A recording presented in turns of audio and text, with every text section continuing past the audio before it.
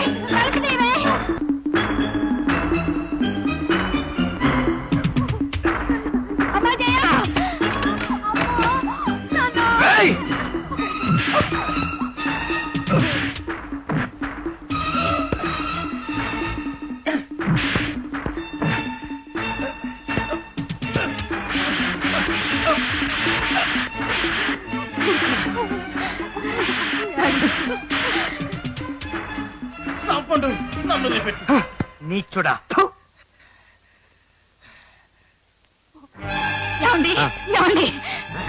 తాగండి, ఇంకా ఆనందంగా తాగండి. ఎంతమంది మనుషులున్న ఈ అడవిలో కూతురు శీలాన్ని కాల రాయడానికి ప్రయత్నం జరిగింది. అయినా మీరేం పట్టించుకోండి. తాగండి. ఆ మత్తులో గమ్మత్తులన్నీ చూడండి. సమయానికి దేవుళ్ళ రాంపండే రాకపోయి ఉంటే నా కన్న కూతురు బ్రతుకు సర్వనాశనం అయ్యిండేది. అయినా మీకే తాగండి. అమృతంలా ఒక్కొక్క బొట్టు సేవిస్తూ విషం నిండిన ఈ మనుషులను చూసి ఆనందించండి. అది చాలకపోతే మమ్మల్ని అందరినీ చంపి మా రక్తాన్ని తాగండి. ఏమైంది యశోద? ఇంకా ఏమవ్వాలండి? అల్లుడు మన చిన్న కూతుర్ని బలవంతం చేయబోయాడు. బలవంతం చేయబోయాడు? ఒరే గోపాలం!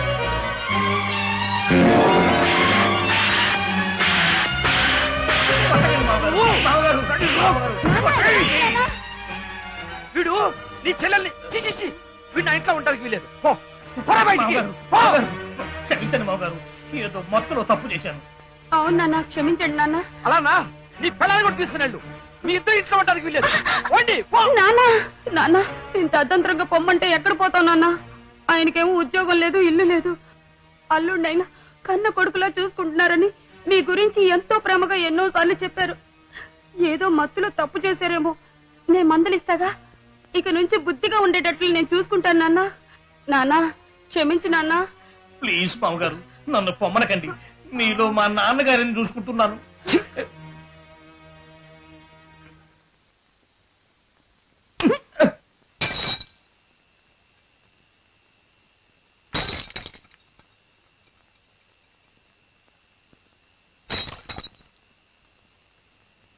ఏమిటండి ఇది? చుక్క చుక్కకి అంగుళం చొప్పున శ్మశానానికి దగ్గర చేసి నాలో ఉన్న మనిషిని చంపేస్తున్న ఈ పిశాచాన్ని నాశనం చేస్తున్నానే సోదా. కన్న కూతురు మానం పోయే పరిస్థితిలో నాన్న నాన్న అంటూ గుండెలు అవిసేలా అరిచినా ఆ అరుపులు నా చెవికి చేరకుండా చేసిన ఈ మహమ్మారిని నామరూపా లేకుండా చేస్తున్నానే సోదా.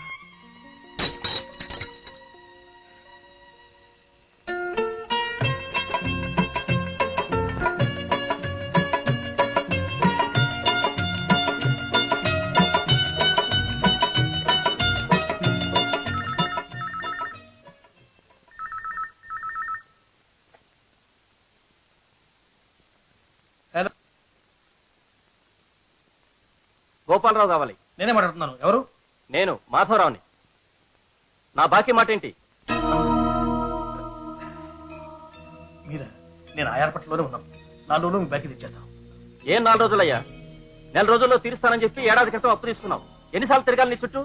ప్లీజ్ ఫోన్లో మాట్లాడుతూ రిసీవర్లకు చెవులు ఉంటాయి. నేనే వచ్చి పర్సనల్ గా మీతో మాట్లాడతాను. ఎక్కడున్నారు? ద్వారకా హోటల్లో నేను, కృష్ణారెడ్డి, హుస్సేను కలిసి వచ్చాం. ముగ్గురు వచ్చారా? నేను వెంటనే బయట హోటల్కి వచ్చేస్తాను. Room number 222.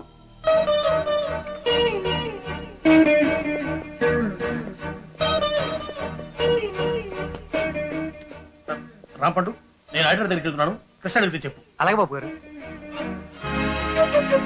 చిన్నబాబు గారు రండి బయటకు వెళ్దాం. ఎక్కడికి? దొరకవట్లేదు. ఎందుకు? ఏదైనా పార్టీ ఇస్తున్నావా? అవును బాబు, మీ పార్టీ ఏదో ఎక్స్ పార్టీ ఏదో తెలుసుకునే అవకాశం ఇవ్వబోతున్నాను. రండి పెడదాం. ఓకే పద.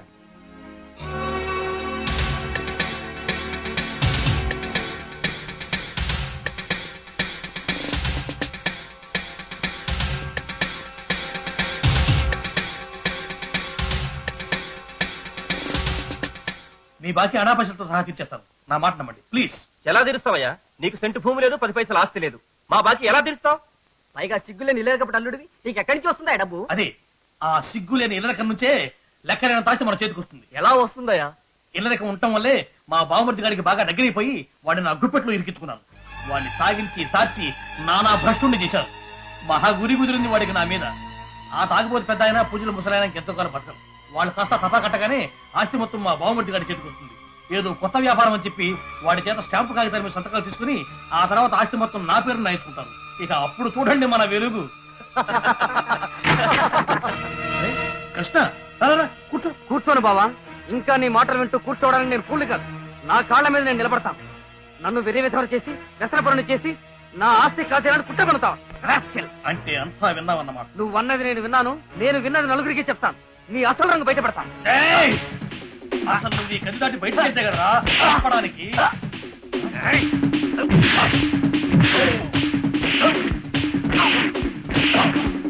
చాలు బాబు, పదండి పోదాం రండి.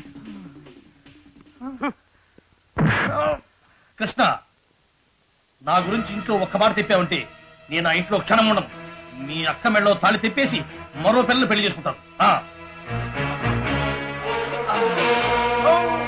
థ్యాంక్స్ రాంపండు. ఇన్నాళ్ళు నల్లటివి నలుపని తెల్లటివి తెలుపని భ్రమపడ్డాను. నా కళ్ళకు కప్పిన మబ్బుపురం తప్పించి అసలు రంగు చూపించావు. ఇన్నాళ్ళు మీ బావగారు మీ కాళ్ళ కింద మట్టితో వేసి మిమ్మల్ని నిలువునా పాతి పెట్టాలని ప్రయత్నించారు బాబు. ఈ విషయం మీకు ఎలా చెప్పాలో తెలియక అతలాకుతలమైపోయాను. పోన్లేండి, ఇప్పటికైనా ఎవరెవరు ఎలాంటి వారు తెలుసుకున్నారు. అది చాలు. ఇక నుంచైనా పాత అలవాట్లు మానేసి బుద్ధిగా పెళ్లి చేసుకోండి బాబు, కుదుట పడతారు. నిజమే రాంపండు, పెళ్లి చేసుకుంటాను నాన్నగారితో చెప్పు. మీ నాన్నగారు మీ పెళ్లి బాధ్యత నాకు అప్పగించారు బాబు. మీరు చేసుకుంటారంటే చెప్పండి. ఓ చక్కటి చొక్కని బుద్ధిమంతురాలైన పిల్లని నేను చూపిస్తాను. ఎవరా అమ్మాయి? చెప్తాను, కానీ ఆ అందాల రాశి చేయందుకోవాలంటే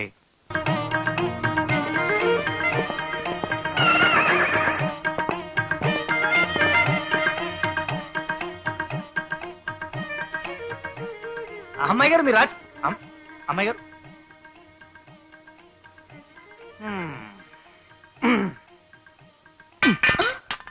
అమ్మాయి గారు మీరు రాజకుమారుడు వస్తున్నాడు. ఏడి ఎక్కడ? రండి చూపిస్తాను. పద. రండి రండి చూపిస్తాను. అదిగో అక్కడ చూడండి.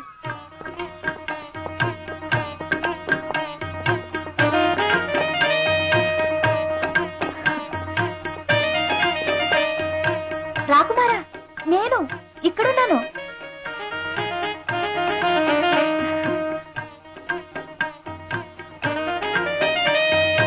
ఆ రాజకుమారుడిది మీ పక్కిల్లే అమ్మాయి గారు. అలాగే రాంపండు, అతనే నా నాదుడు, అతనే నా మనోవల్లభుడు.